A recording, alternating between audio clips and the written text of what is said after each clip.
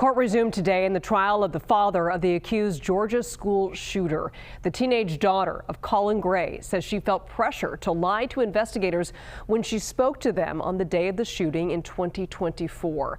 Today, prosecutors pointed out inconsistencies in Gray's interview as he was arrested and later charged, as they looked to hold Colin Gray responsible for providing his son with the weapon, despite warnings that he could be a threat. Let's go live now to CBS News correspondent Skyler Henry. I know court wrapped just a few minutes ago. Skyler, what did we hear in the courtroom today? Yeah, so most of the day today, Liz, was actually a recorded interview that the jury heard from between a Barrow County Sheriff's Office criminal investigator and Colin Gray. In it, we hear the family dynamic history in the Gray family, speaking of the troubles between Gray and his now estranged wife, Marcy, but also the warning signs and concerns surrounding Colt's mental health that were brought to the family's attention in the months leading up to that September 2024 shooting. You could also hear at certain times Colin Gray getting emotional when the investigator broke down exactly what happened the day of the shooting.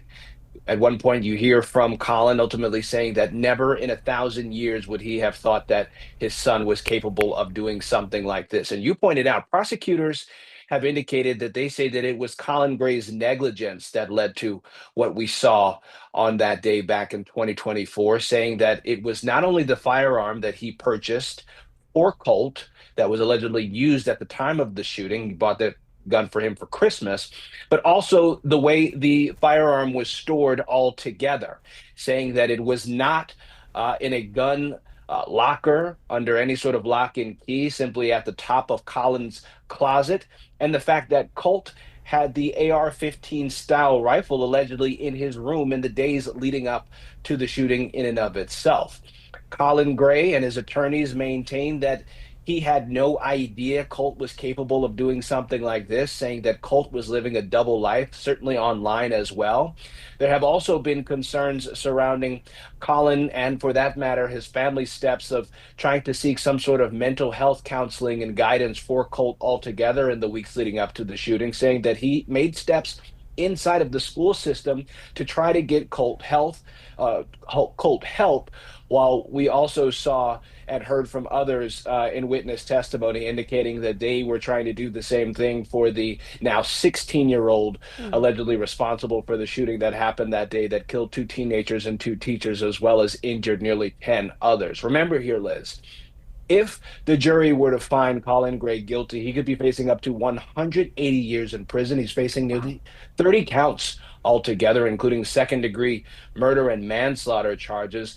Many of the legal experts that we have spoken with surrounding just the context of this case say that this is a trial that could very well mirror the Crumbly case that we saw a couple of years ago in Michigan, where similar instances happened in terms of parental negligence being at the bottom of what they say led to that school shooting back in 2021. And so there are still a lot of things to play out here as it relates to this trial. The prosecution resting for the day, but returning back tomorrow as they continue their witness testimony. The judge in this case has indicated that we think that this will probably last somewhere around 3 weeks or so. Will be interesting to see how the defense moves forward with their case. Yeah, such a heartbreaking trial. Skyler Henry, thank you so much.